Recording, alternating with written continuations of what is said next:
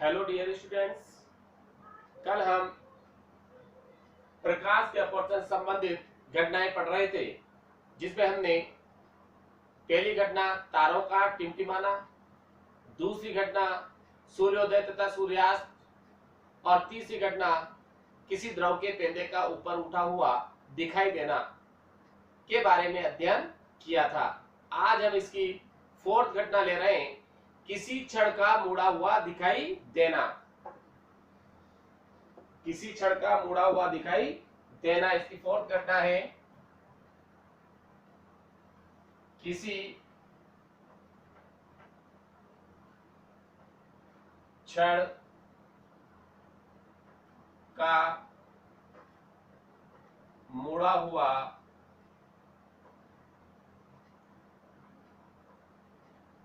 दिखाई देना।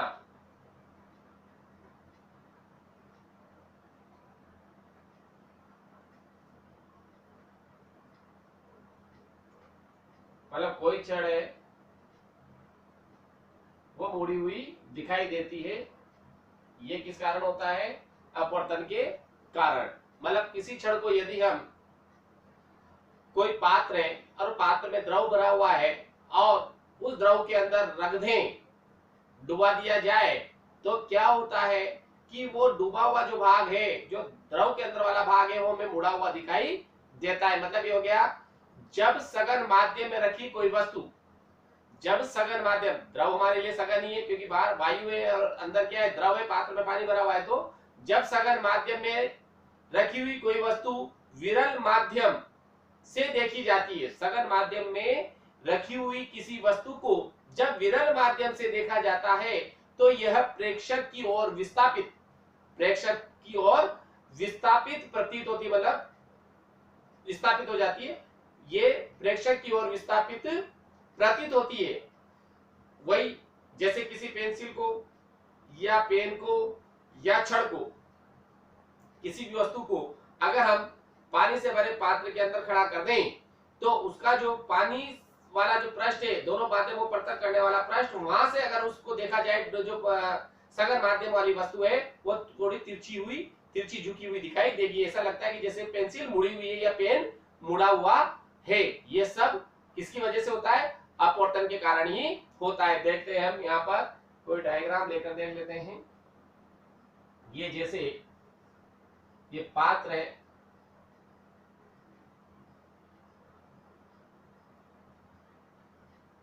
और इस पात्र में द्रव भर दिया जाए, द्रव भरा हुआ है इस पात्र के अंदर, ये हमने द्रव भर दिया इसमें।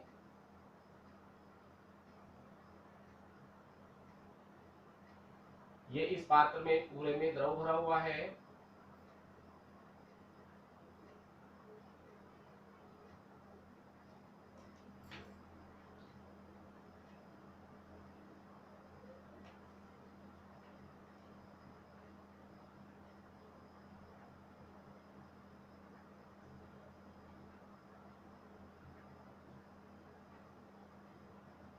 ये पात्र है जिसमें द्रव भरा हुआ है।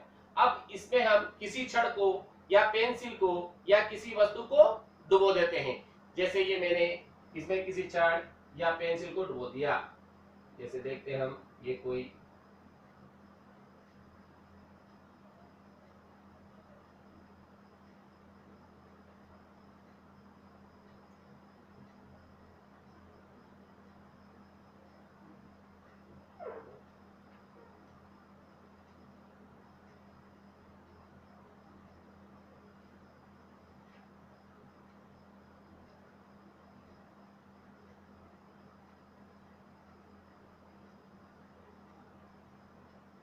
पेंसिल वगैरह है जो इसमें डूबी हुई है।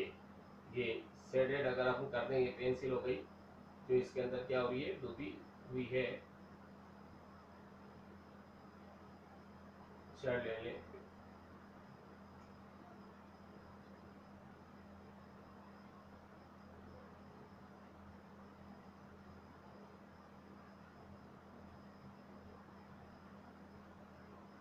छड़ ले लो, पेंसिल ले लो, ये इसमें डूबी हुई है। तो बाहर वाला माध्यम तो कौन सा माध्यम है? विरल माध्यम है। और ये सघन माध्यम है। ये हम ले लें, ये पेंसिल का ए बी भाग है, और नीचे अगर लिखे तो ए बी सी, ये पेंसिल ले लो या छड़ ले लो, कुछ भी ली जा सकती है। ये वाला भाग है, ये ए बी भाग विरल माध्यम में है और बी भाग सघन माध्यम में है। तो जब यहाँ से चलने वाली प्रकाश किरण क्या होती है, यहाँ से चलेगी तो ये अभिलंब की ओर मुड़ती है, यहाँ से चली ये अभिलंब, ये दोनों किरणें अगर देखें अपन तो ये अभिलंब से दूर हटती है, इधर की ओर हटेगी तो ये पीछे की ओर हमें नजर आएगी। इस जगह हम देखें इसको ध्यान से तो ये इसका कोना जो नोक है, नोक कहाँ पर नजर आएगी हमें, ये जहां पर है ये नोक इस जगह नजर आएगी कि कहां पर ये है, और ये यहाँ पर है।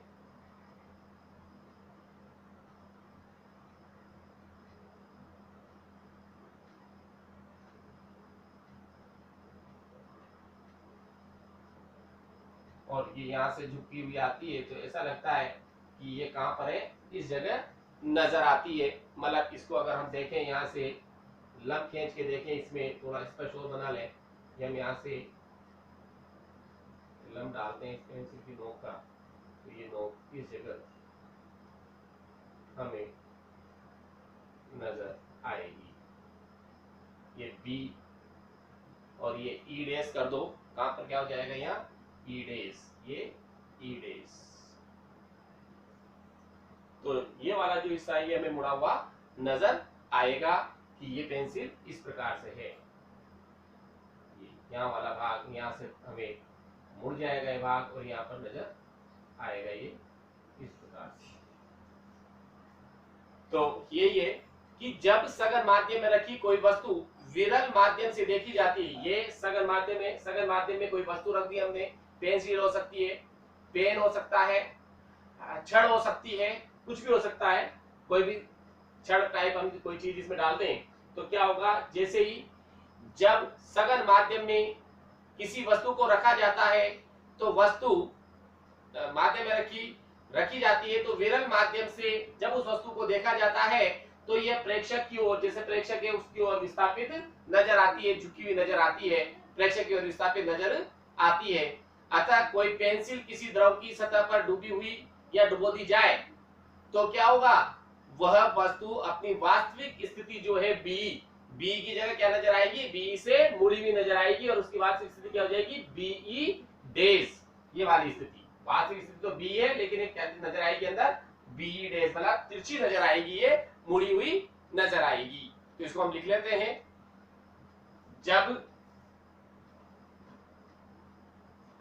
सघन माध्यम में रखी हुई, जब सघन माध्यम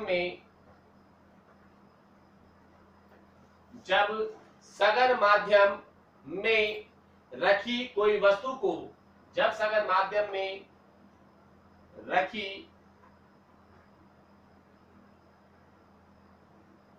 किसी वस्तु को विरल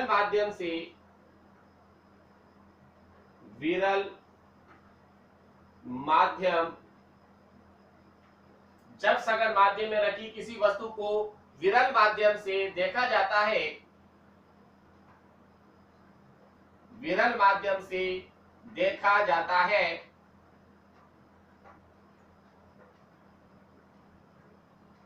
विरल माध्यम से देखा जाता है तो यह प्रेक्षक की ओर विस्थापित प्रतीत होती है। तो यह प्रेक्षक की ओर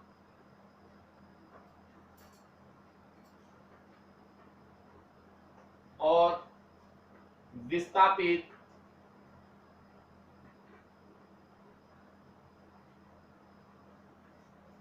प्रतीत होती है।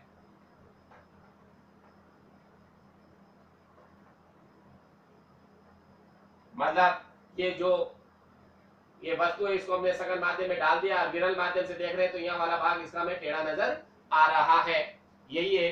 अतः यदि कोई पेंसिल किसी द्रव की सतह पर डुबो दी जाए, यदि कोई पेंसिल किसी द्रव की सतह पर डूबी हुई या डुबो दी जाए। यदि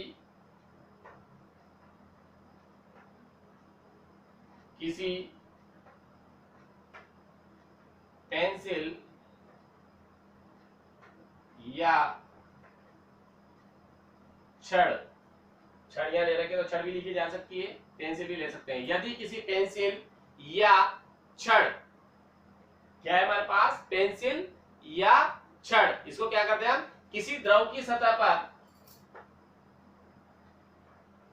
किसी द्रव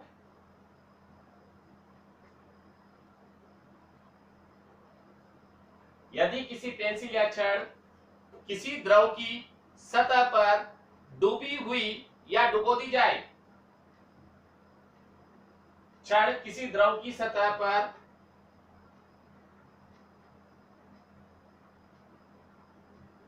डुबो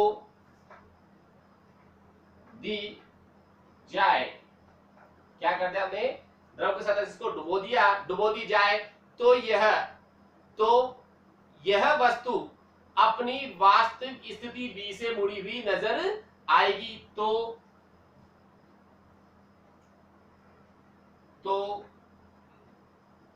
यह छड़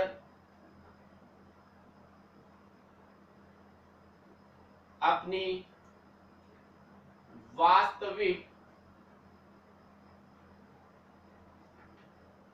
स्थिति,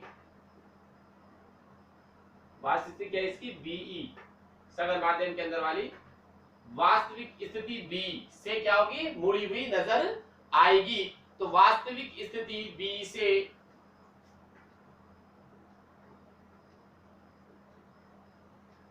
मुड़ी दिखाई देती है या मुड़ी हुई नजर आएगी।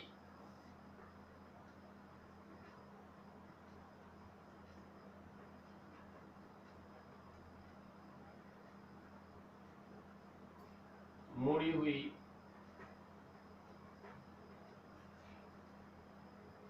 दिखाई देगी। ये हो गया हमारे पास किसी छड़ का मुड़ा हुआ दिखाई देना, ये भी अपवर्तन के कारण है। यह देख रहे हैं हम, ये कोई छड़ है जिसको हमने तिरछा पानी के अंदर किसी द्रव के अंदर डुबो दिया, तो जब इस छड़ को हम किसे, ये तो सघन माध्यम हो गया, विरल माध्यम हो गया, विरल माध्यम से देखते हैं तो ये छड़ का जो वास्तविक स्थिति बी, ये यहाँ से मुड़ी हुई नजर आएगी, मतलब इसके अंदर जो डूबा हुआ हिस्सा है, जो सघन माध्यम में जो हिस्सा है उस छड़ का, वो हमें टेढ़ा नजर आएगा, क्योंकि यहाँ चलने वाले प्रकाश किरण अभिलंब से दूर हटेगी और अभिलंब से दूर हटेगी तो इधर की ओर जाएगी, इसको डॉट डॉट डॉट पीछे की ओर बढ़ाएंगे तो ई की जगह कहां पर दिखेगा, ये हिस्सा में ई डैश पर, तो ये मुड़ी हुई नजर आती है।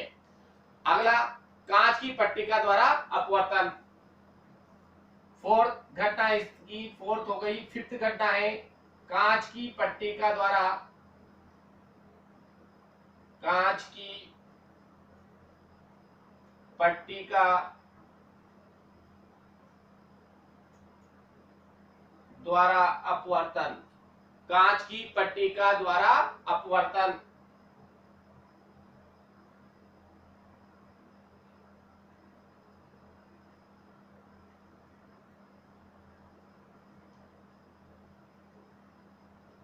ये अपवर्तन जो है हमारे प्रैक्टिकल में भी है, कांच की पट्टिका द्वारा अपवर्तन हम माइनर प्रैक्टिकल में करते हैं कि कांच की सिल्ली की मोटाई ज्ञात करनी होती है, पार्श्व विस्थापन ज्ञात करते हैं हम उसमें, तो ये उसमें काम आता है। इसको देखते हैं, पहले समझ लें, उसके बाद देखते हैं कि जब कांच की पट्टिका से अपवर्तन होता है तो क्या होता है, प्रकाश किरण जो होती है वो उसका 2 बार अपवर्तन होगा। कितनी बार अपवर्तन होगा, 2 बार। जैसे कांच की पट्टिका है, इधर समझे इसको ध्यान से, हम ये हमने कांच की पट्टिका ले ली, ये कांच की पट्टिका हो गई हमारे पास, कितनी भी मोटाई की ले लो, एक कांच की पट्टिका ले ली हमने, ये हमारे पास कांच की पट्टिका है। कोई भी नामांकन दे दें हम, ए बी सी डी, ये कांच की पट्टिका होगी। अब हम देखते हैं इसके एक माध्यम वायु है, दूसरा माध्यम कांच है और वापस वायु है। सबसे पहले जब प्रकाश किरण यहां से चलेगी तो वो विरल माध्यम से सघन माध्यम में प्रवेश करेगी, मतलब वायु से कांच के अंदर जाएगी, तो विरल से सघन में जा रही है। दूसरा जो भाग है, यहां से वापस दोबारा उसका अपवर्तन होगा, तो ये कांच से किसमें जाएगी, कांच से वायु में, मतलब सघन से विरल माध्यम में जाएगी। मतलब ये स्थिति है इसकी। ये हमने अभिलंब ले लिया, यहाँ पर ये अभिलंब खींच दिया मैंने, ये अभिलंब ले लिया। अब देखते हैं हम कि इसका 2 बार अपवर्तन होता है, कैसे अपवर्तन होता है इस किरण का, वही देखने जा रहे हैं हम कि ये आपतित किरण है, ये आपतित प्रकाश किरण, कोई भी नामांकन हम दे सकते हैं।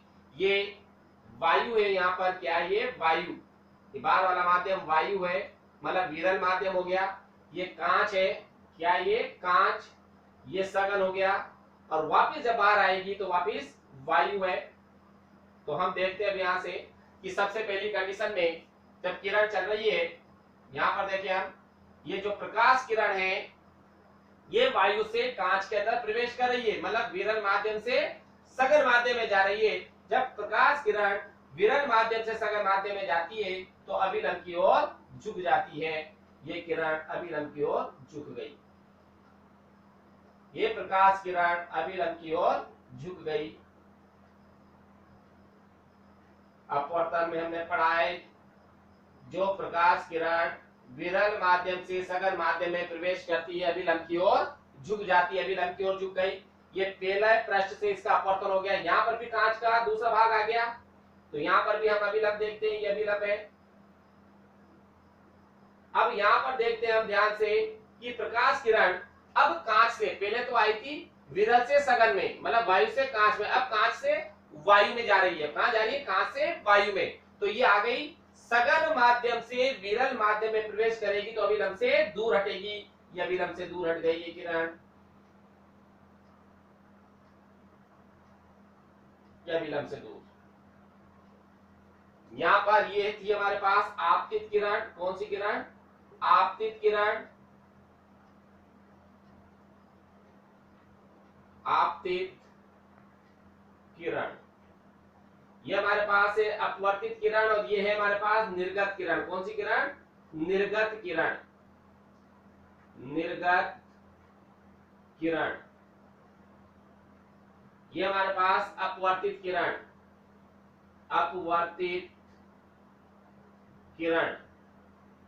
अब ये देखें हम, यहां पर ये आपतन कोण I1, ये अपवर्तन कोण R1, ये कोण R1 या आपतन कोण मान ले, ये हो गया हमारे पास दूसरा निर्गत कोण, जिसको हम R2 ले लेते हैं, ये हो गया हमारे पास R2।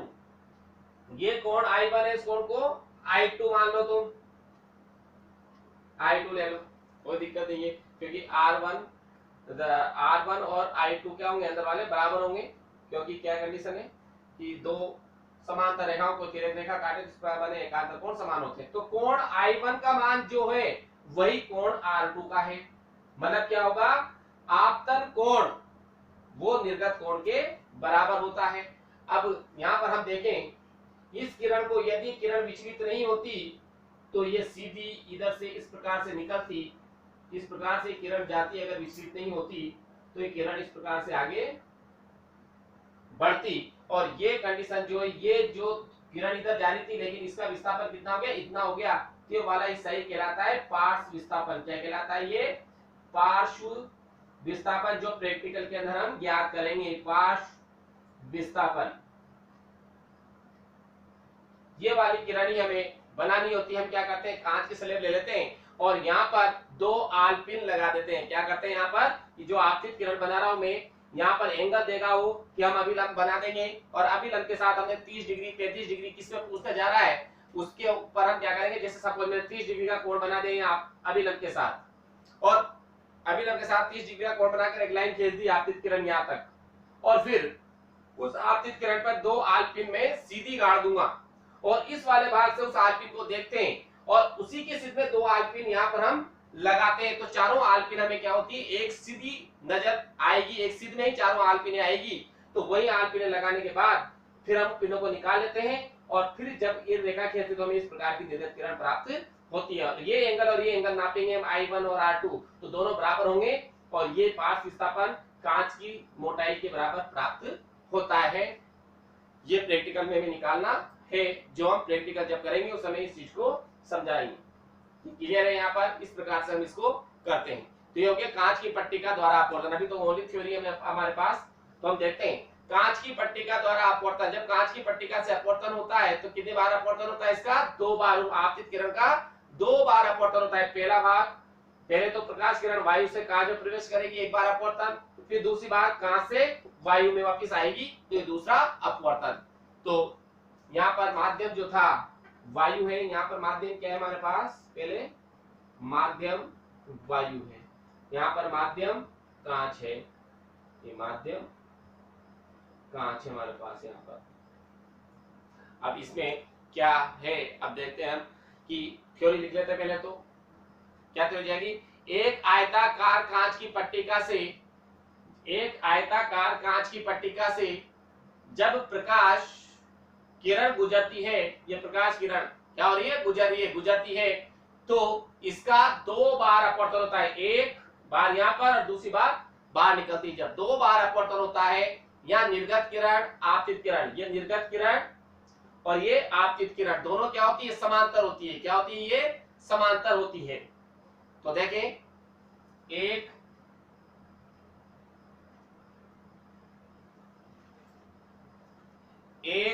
आयताकार,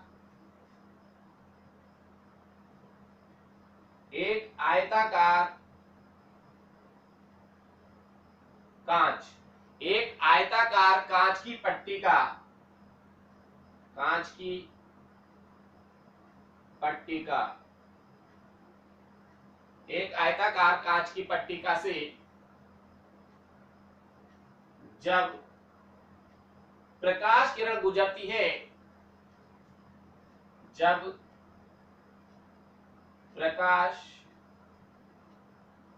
किरण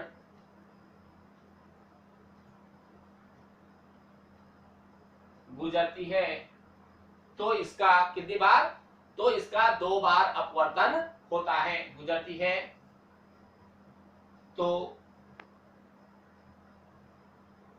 इसका 2 बार अपवर्तन, 2 बार अपवर्तन होता है, जैसा कि हम डायग्राम में देख चुके हैं। पहला भाग यहाँ पर अपवर्तन होता है, दूसरी बार वापस बाहर जाती है, तो यहाँ पर अपवर्तन होता है। यहाँ निर्गत किरण आपतित किरण की क्या होती है? समांतर, क्योंकि ये निर्गत किरण और ये आपतित किरण दोनों ही क्या है? समांतर है। ये तो आपतित किरण को अगर डॉट डॉट आगे बढ़ाए तो ये आ रही है, ये निर्गत किरण, दोनों क्या है? समांतर। यहाँ आपतित किरण, यहाँ आपतित किरण निर्गत किरण के समांतर होती है। यहाँ आपतित किरण या निर्गत किरण, या लिख लो यहाँ निर्गत किरण आपतित किरण के समांतर, निर्गत पहले लिख लो, यहाँ निर्गत किरण आपतित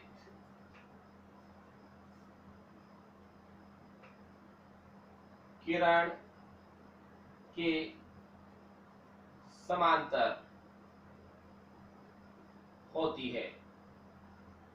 ये देखें हम डायग्राम में, ये निर्गत किरण है और आपतित किरण को डॉट डॉट आगे बढ़ाएं तो दोनों किरणें क्या है? समांतर है, समांतर होती है। अर्थात निर्गत कोण R2, निर्गत कोण R2, आपतन कोण I1 के क्या होगा? बराबर होता है। अर्थात निर्गत कोण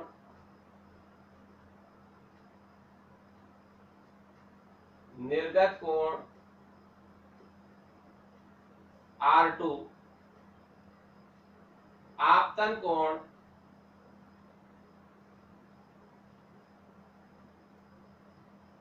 I1 के बराबर है।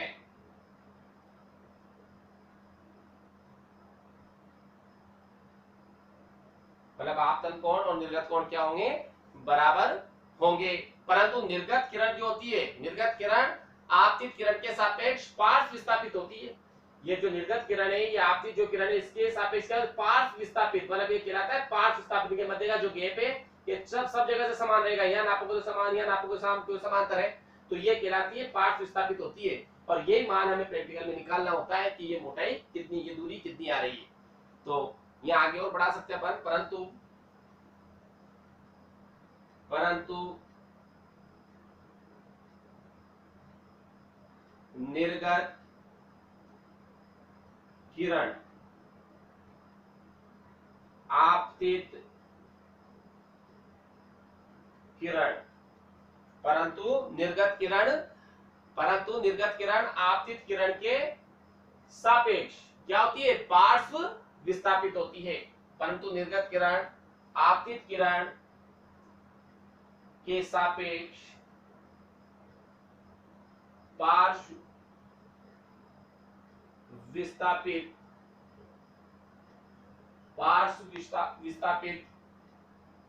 होती है, पार्श्व विस्थापित होती है।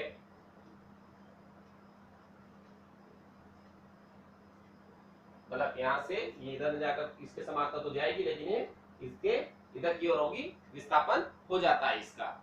ये थी हमारे कांच की पट्टिका द्वारा अपवर्तन, जो कि हम प्रैक्टिकल में भी इस पार्श्व विस्थापन को हम ज्ञात करेंगे, इनके मध्य की दूरी।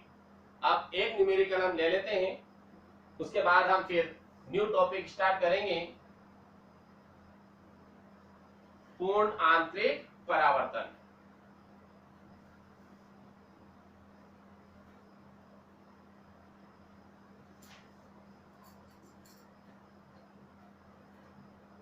जो टॉपिक हमने पहले पढ़ा है उसी के ऊपर ये न्यूमेरिकल है, इसको हम ले लेते हैं।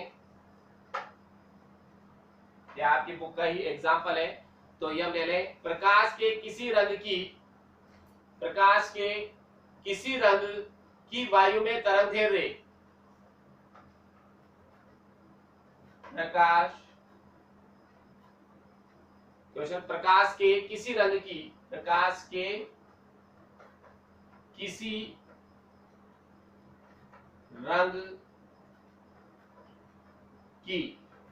प्रकाश के किसी रंग की वायु में तरंग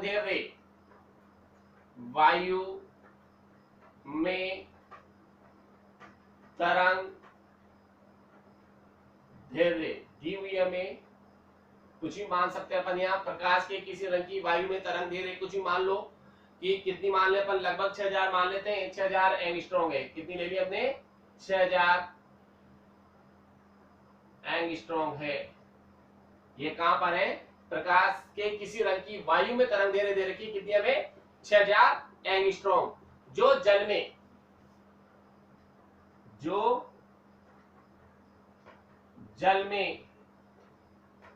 4500 एंगस्ट्रॉम, जो जल में 4500 एंगस्ट्रॉम हो जाती है,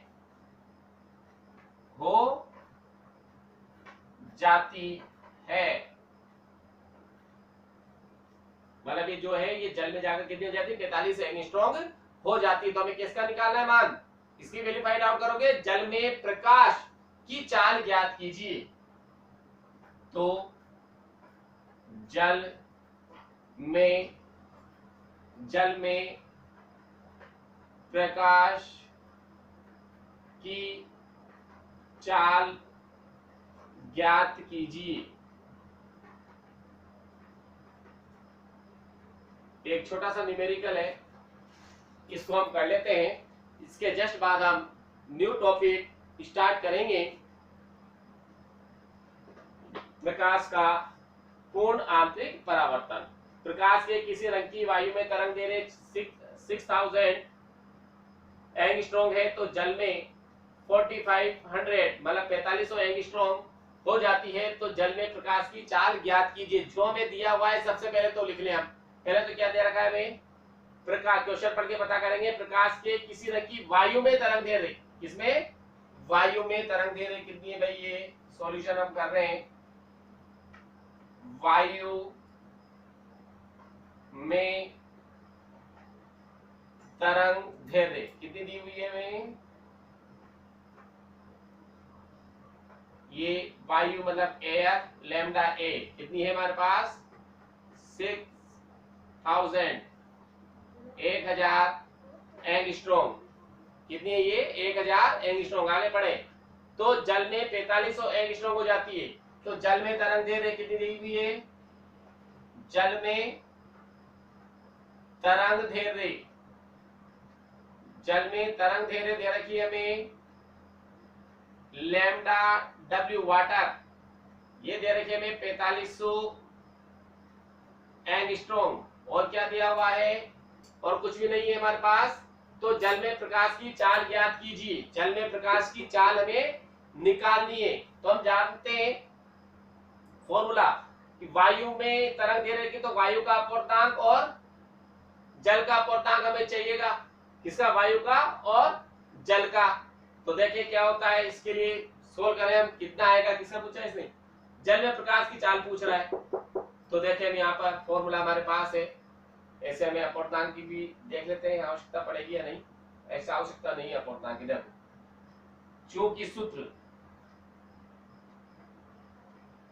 क्या है हमारे पास, हमने फॉर्मूला पढ़ा था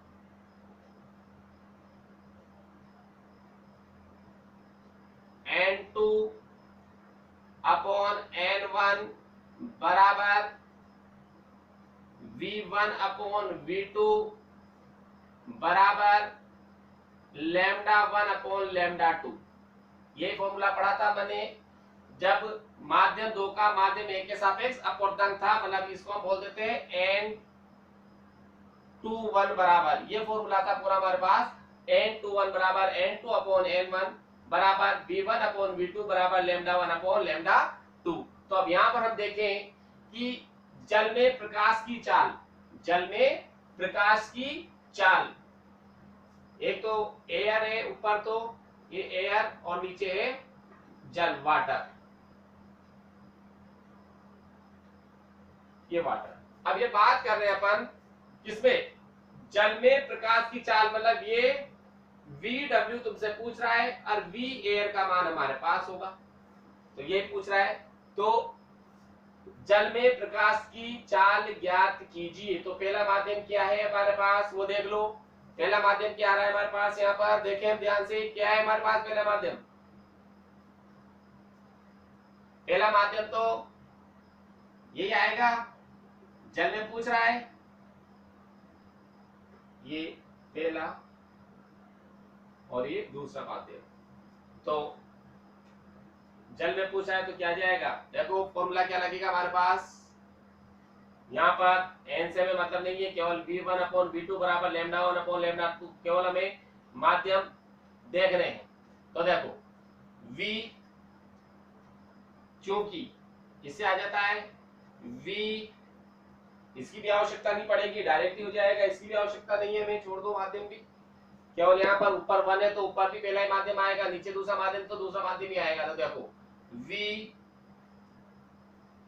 एयर बटे V वाटर बराबर लैम्डा ए, क्योंकि 1 1 है ऊपर तो यहाँ ए है तो यहाँ भी आएगा ए, बटे लैम्डा W, ये आ गया।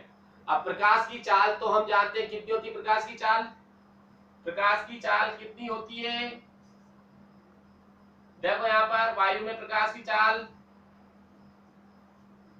वो होती है हमारे पास, चूंकि VA बराबर 3 इंटू 10 की घात 8 मीटर प्रति सेकंड, या 3 लाख किलोमीटर प्रति सेकंड, जो कि मैंने न्यूमेरिकल में तुम्हें बता रखा है। और हम जानते हैं कि W का मान हमने वहां लिया था, कितना लिया था, 2,25,000 किलोमीटर प्रति सेकंड। तो ये 2,25,000 का मतलब हो गया 2.25 into 10 की पावर 8 मीटर प्रति सेकंड। आंसर तो ये आएगा, क्योंकि उस समय अपन ने, मैंने तुम्हें क्वेश्चन कराए थे, पानी का अपूर्णांक ज्ञात कीजिए, जल का पानी का अपूर्णांक ज्ञात कीजिए, कांच का अपूर्णांक ज्ञात कीजिए, वहां पर मैंने वैल्यू बताई थी इनकी, तो आंसर वही निकलेगा। देखें वैल्यू पुट कर दो केवल अब तो इसमें, VA का मान मेरे पास हो गया 3 इंटू 10 की घात 8, VW हमें फाइंड आउट करना है, लैम्डा ए दिया हुआ है हमें 6000 मीटर में कोई चेंज करने की आवश्यकता नहीं है, क्योंकि क्या है, ऐसे भी एंगस्ट्रॉम से एंगस्ट्रॉम कैंसिल हो जाएगा।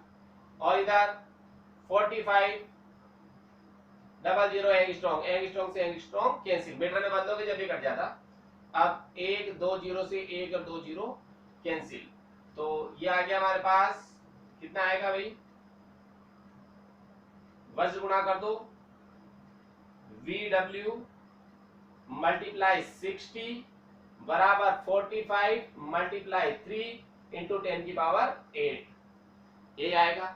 अब देखो ये VW 60 का भाग लगा दो, 45/60 इंटू 3 इंटू 10 की घात 8, काट दो इसको,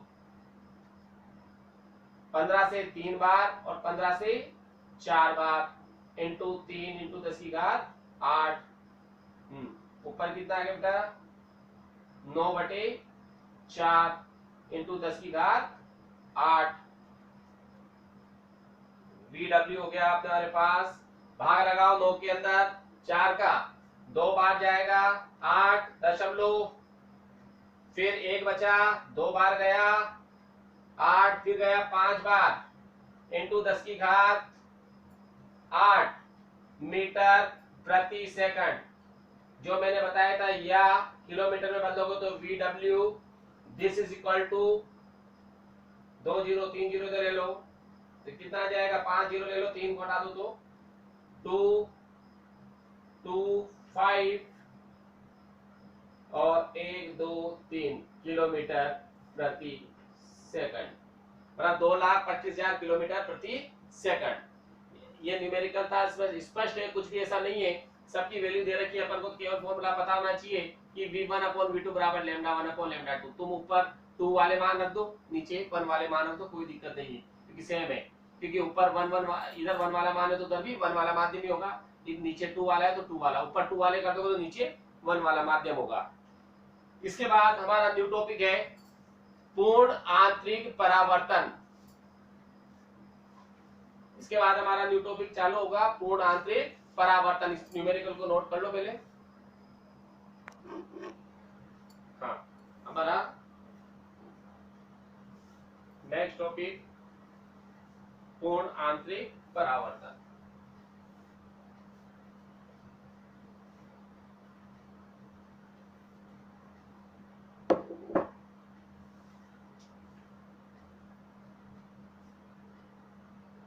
पूर्ण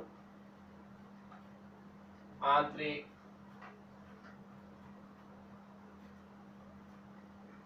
परावर्तन।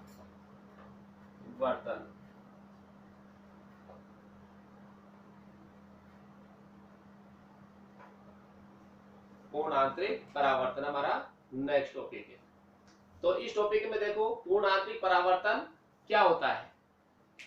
हम जानते हैं जब कोई प्रकाश किरण किसी सघन माध्यम से विरल माध्यम में प्रवेश करती है तो क्या होता है, वह अभिलंब से दूर हट जाती है और आपतन कोण का मान जितना अधिक होता है, अपवर्तन के पश्चात प्रकाश किरण ये हो जाएगा, प्रवेश करती है तो अभिलंब से दूर हट जाती है, आपतन कोण का मान जितना अधिक होता है, अपवर्तन के पश्चात प्रकाश किरण अभिलंब से उतनी ही दूर हटती है। बात यही हो गया, मतलब आपतन कोण का मान जितना अधिक करते जाएंगे, अभी प्रकाश किरण अभिलंब से उतनी ही दूर हटती जाएगी। यदि आपतन कोण का मान बढ़ाते बढ़ाते बढ़ाते हम इस स्थिति पे आ जाए कि प्रकाश किरण वापस उसी माध्यम की जो अपवर्तक सतह है उसके समांतर गति करने लग जाए, उसके समांतर गति करें, मतलब आपतन कोण का मान बढ़ाते जा रहे हैं तो अपवर्तित किरण का मान बढ़ता जा रहा है। बढ़ते बढ़ते एक स्थिति ऐसी आई कि आपतन कोण का मान इतना कर दिया कि वो अपवर्तन बढ़ता बढ़ता बढ़ता बढ़ता अभिलंब से दूर हटती जा रही है और जो अपवर्तक सतह है दोनों माध्यमों पर अपवर्तक करने वाले पृष्ठ उसके समांतर ही गति करने लग जाए। तो ये जो आपतन कोण है इसको हम बोलते हैं ये जो आपतन कोण जो होता है इसको बोलते हैं क्रांतिक कोण। कौन सा कोण? क्रांतिक कोण। तो इसकी परिभाषा बन जाएगी आपतन कोण का वह मान जिसके लिए आपतन कोण का वह मान जिसके लिए अपवर्तन कोण का मान 90 डिग्री हो क्रांतिक कोण कहलाता है। और ये जो क्रांतिक कोण है इस क्रांतिक कोण से यदि हम आपतन कोण का मान बढ़ा दें, क्रांतिक कोण से हम आपतन कोण का मान ज्यादा कर दें, तो जो प्रकाश किरण सघन माध्यम से विरल माध्यम में जा रही थी, वो किरण उस पृष्ठ से पूर्णतः क्या होगी, वापस परावर्तित हो जाएगी। वो फिर दूसरे माध्यम में नहीं जाएगी, उसी माध्यम पर वापस पूर्ण परावर्तित हो जाएगी। कब? जब आपतन कोण का मान क्रांतिक कोण से ज्यादा कर दिया जाए। ये कंडीशंस में तुम्हें समझा रहा हूं, देखें अभी समझ ले। पहले ये कंडीशंस है, 3 स्टेप में हम इसको समझते हैं।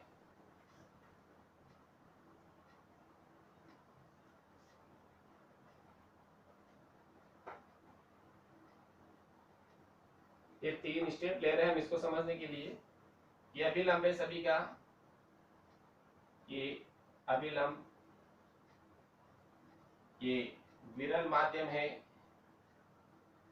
और ये नीचे वाला सघन माध्यम है।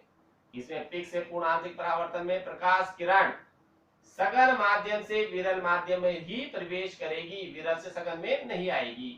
तो ये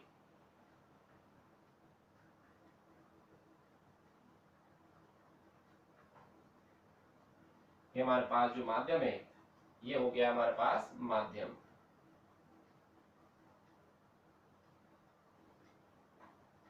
विरल माध्यम, विरल माध्यम, और ये है हमारे पास सघन माध्यम। तो बार वाला माध्यम तो विरल माध्यम है, ये वाला सघन माध्यम है। जब प्रकाश किरण सघन माध्यम से, ये सघन माध्यम से, जब प्रकाश किरण सघन माध्यम से विरल माध्यम में प्रवेश करती है तो अभिलंब से दूर हटती है। ये हम जानते हैं, जब ये सघन से विरल माध्यम में जाएगी तो क्या होगा, अभिलंब से दूर हटेगी। ये अभिलंब से दूर हट गई किरण। ये आपतन कोण आई, आपतन कोण आई, और ये अपवर्तन कोण आर, ये अपवर्तित किरण।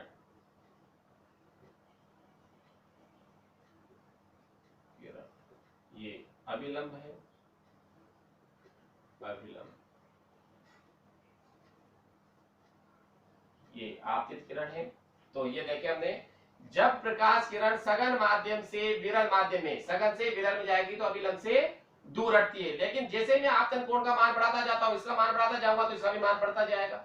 तो इसका मान बढ़ाते बढ़ाते एक स्थिति आएगी, जैसे मान बढ़ाया मैंने तो ये किरण इधर आ गई, फिर मैंने बढ़ाया ये किरण इधर आ गई, फिर मैंने बढ़ाया ये किरण आ गई। मतलब जितना मैं इसको इधर की ओर बढ़ाता जाऊंगा, ये किरण भी अभिलंब से उतनी दूर हटती जाएगी। और एक स्थिति ऐसी आएगी कि ये किरण इसी जो अपवर्तक पृष्ठ है इनका, ये वाला अपवर्तक पृष्ठ, इसी अपवर्तक पृष्ठ के समांतर गति करेगी। ये अपवर्तक पृष्ठ है, कौन सा पृष्ठ है, ये अपवर्तक पृष्ठ।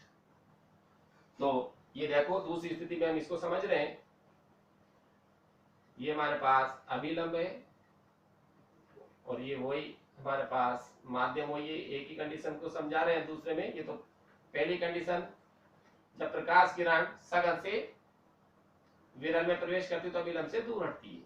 अब इसका मान बढ़ाते जाते हैं और दूसरी कंडीशन को हम चेक करते हैं। यहां पर अब हम ये अभिलंब,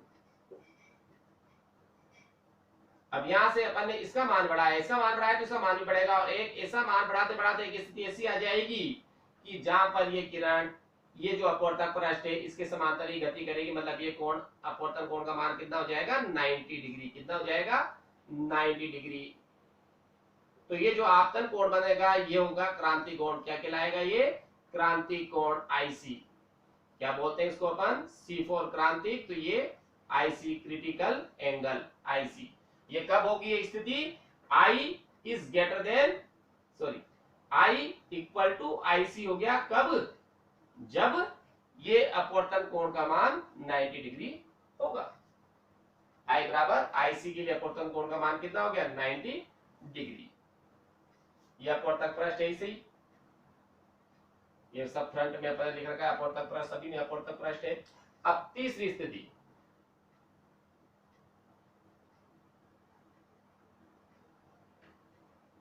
ये वही अभिलंब,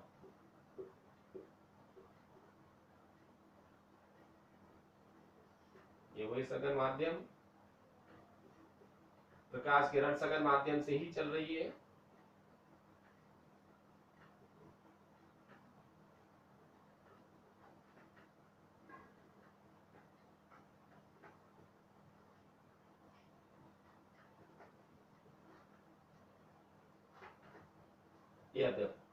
ये प्रकाश किरण जब इसका मान, ये जो क्रांति कोण है, इस क्रांति कोण से आईसी का मान 90 डिग्री के लिए हो गया, कितना हो गया, इतना मान बढ़ा दिया कि ये अपवर्तक पृष्ठ के समांतर ही चलने लग जाए, तो ये हो गया क्रांति कोण। यदि इस आईसी से इसका मान बढ़ा दो आई का, तो ये वापस जो किरण, ये आपतित जो किरण, इसका मान मैंने बढ़ा दिया किससे, क्रांति कोण से ज्यादा कर दिया, तो ये जो किरण है वापस इसी माध्यम में पूर्णतः परावर्तित हो जाएगी, जिसे हम बोलते हैं पूर्ण आंतरिक परावर्तन। कब होगा ये, जब I is greater then IC, जब इसका मान, ये कंडीशन हो गई, जब आपतन कोण का मान क्रांति कोण से ज्यादा होगा, जब जाके कंडीशन अप्लाई होगी, इसके पहले नहीं। तो ये वाली कंडीशन कहलाती है पूर्ण आंतरिक परावर्तन। ये जो हो रहा है यहाँ पर, ये पूर्ण आंतरिक परावर्तन हो रहा है।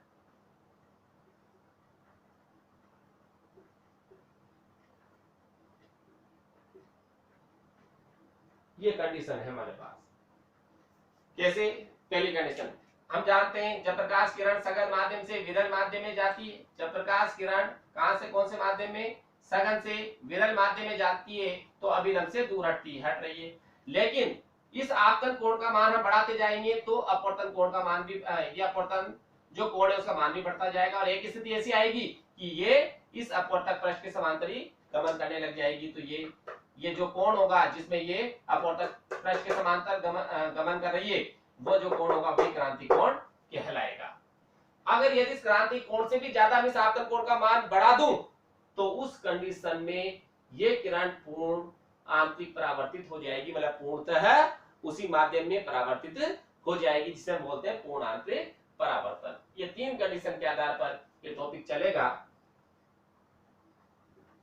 ये सभी में अपवर्तक पृष्ठ है, ये आपतित किरण, ये परावर्तित किरण, ये अपवर्तक पृष्ठ,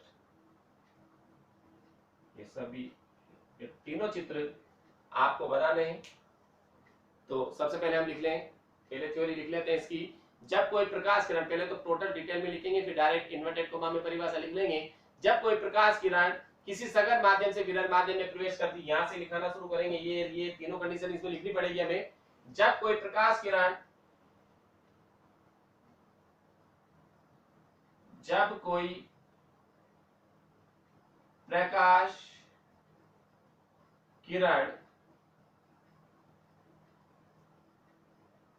सघन माध्यम से, जब कोई प्रकाश किरण सघन माध्यम से विरल माध्यम, जब कोई प्रकाश किरण सघन माध्यम से विरल माध्यम में प्रवेश करती है,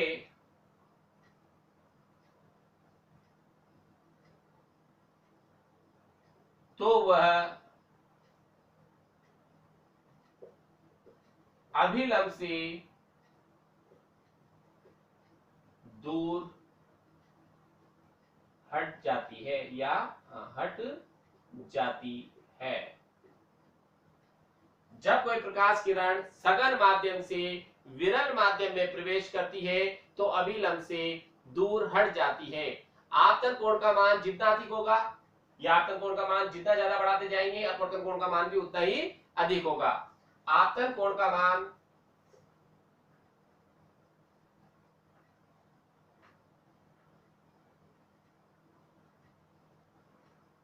आपतन कोण का मान जितना अधिक होगा,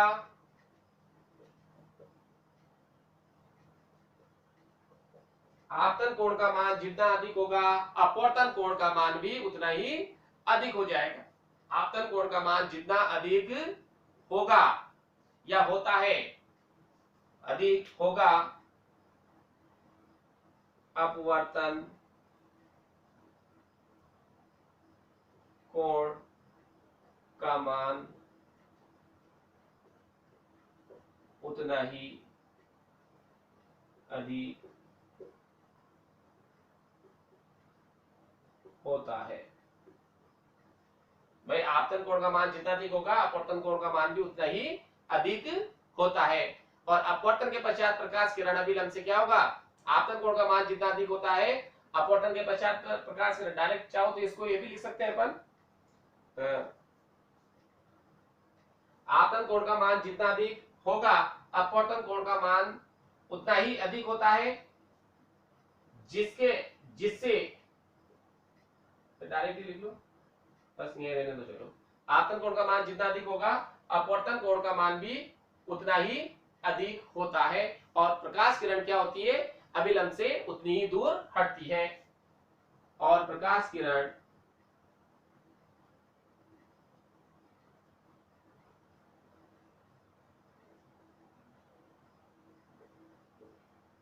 अभिलंब से उतनी ही दूर हटती है।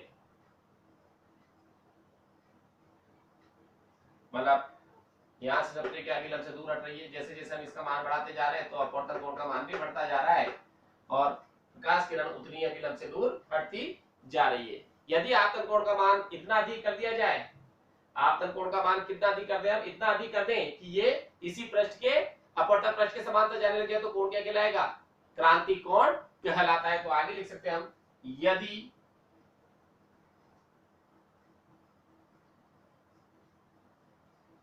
यदि आपतन कोण, यदि आपतन कोण का मान, किसका मान, आपतन कोण का, यदि आपतन कोण का मान इतना अधिक कर दिया जाए, इतना अधिक कर दिया जाए, यदि आपतन कोण का मान इतना अधिक कर दिया जाए कि प्रकाश किरण वापस उसी माध्यम की सतह पर, इतना अधिक कर दिया जाए कि प्रकाश किरण उसी माध्यम की अपवर्तक पृष्ठ के समांतर, क्या डायरेक्ट लिख लो, तो प्रकाश किरण अपवर्तक पृष्ठ के समांतर गति करे, ये डायरेक्ट लिखा जा सकता है। यदि आपतन कोण का मान इतना अधिक कर दिया जाए कि प्रकाश किरण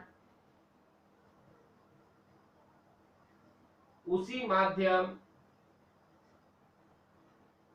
के अपवर्तक, उसी माध्यम के अपवर्तक पृष्ठ के समांतर, उसी माध्यम के अपवर्तक पृष्ठ के समांतर गति करे।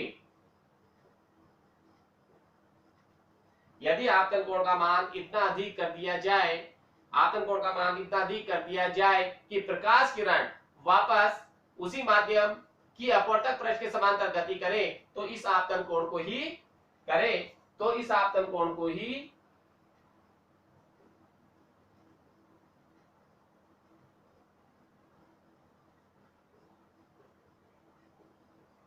क्रांतिक कोण कहते हैं। कौन सा कोण, क्रांतिक कोण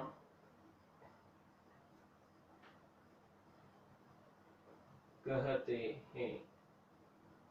इसे आईसी, या तो आपतन कोण और सी क्रांति का, आईसी से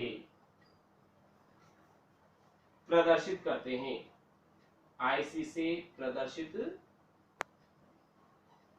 करते हैं। क्रांति कोण मतलब हो गया क्रिटिकल एंगल, C4, आईसी लगाया है, C4 क्रिटिकल मतलब क्रांतिक और एंगल, मतलब आईसी क्रांतिक कोण, क्रिटिकल एंगल, इसलिए इसको आईसी से प्रदर्शित हम कर रहे हैं। या दूसरी परिभाषा भी दे सकते हैं, दूसरी परिभाषा भी लिखी जा सकती है, आपतन कोण का वह मान, आपतन कोण का वह मान जिसके लिए अपवर्तन कोण का मान 90 डिग्री हो, आपतन कोण का वह मान जिसके लिए अपवर्तन कोण का मान 90 डिग्री हो या हो जाए, उसी हम क्रांतिक कोण कहते हैं। अब हम लिख रहे हैं पूर्णांतिक परावर्तन की परिभाषा। पूर्णांतिक परावर्तन की डेफिनेशन, अब इसको मैं रफ कर रहा हूं।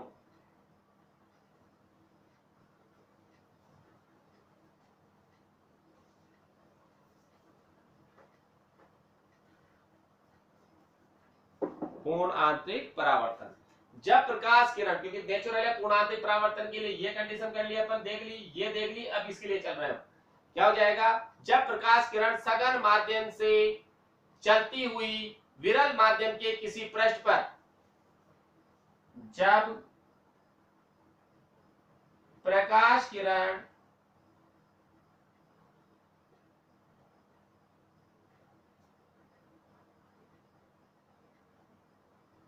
सघन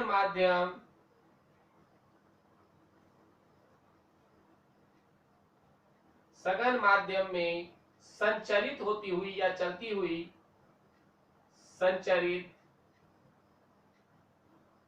होती हुई, जब प्रकाश किरण, इन्वर्टेड कॉमा में लिखेंगे, जब प्रकाश किरण सघन माध्यम में संचरित होती हुई विरल माध्यम के किसी पृष्ठ पर, विरल होती हुई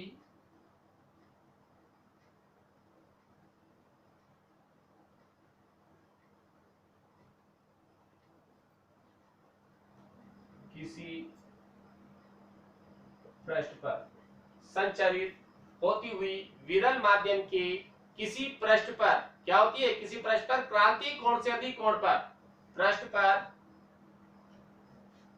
क्रांतिक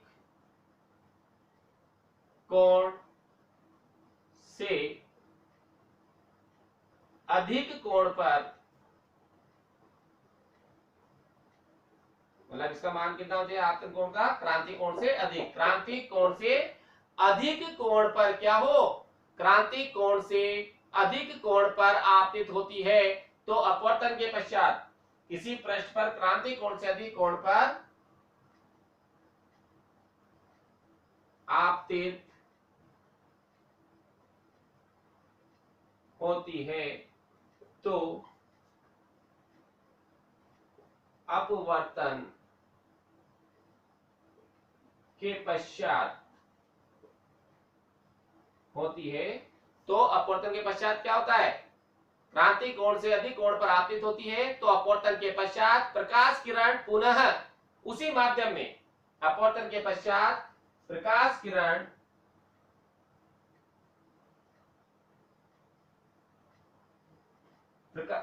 अपवर्तन के पश्चात प्रकाश किरण पुनः उसी माध्यम में, प्रकाश किरण पुनः उसी माध्यम में, मतलब जब क्रांतिक कोण से अधिक कोण पर आपतित होती है, तो अपवर्तन के पश्चात प्रकाश किरण पुनः उसी माध्यम में पूर्णतः परावर्तित हो जाती है, माध्यम में पूर्णतः परावर्तित, पूर्णतः परावर्तित हो जाती है, पूर्णतः वापस क्या हो, ये यहाँ पर वापस इसी माध्यम में पूर्णतः क्या हो गई, परावर्तित हो जाती है। इस घटना को प्रकाश का क्या कहते हैं अपन, पूर्णांतरिक परावर्तन। इस घटना को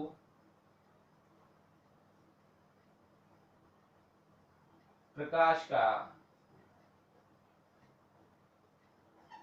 इस घटना को प्रकाश का पूर्ण आंतरिक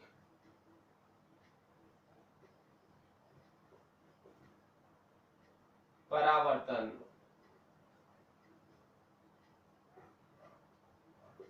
कहते हैं। ये परिभाषा है हमारे पास पूर्ण आंतरिक परावर्तन की, और इंपॉर्टेंट भी है। क्या है ये? इंपॉर्टेंट परिभाषा भी है। पूर्ण आंतरिक परावर्तन पूछ ले, क्रांतिक कोण की परिभाषा पूछ ले, कुछ भी पूछा जा सकता है। अपवर्तन के नियम से अब इसके आगे का टॉपिक हम नेक्स्ट क्लास में लेंगे, और आज क्लास हम यही ड्रॉप करेंगे। इसको आपको रिटर्न करना है, लिखना है, ओनली थ्योरी है। मैंने जहां तक इसको क्लियर कर दिया है। ठीक है, थैंक्स।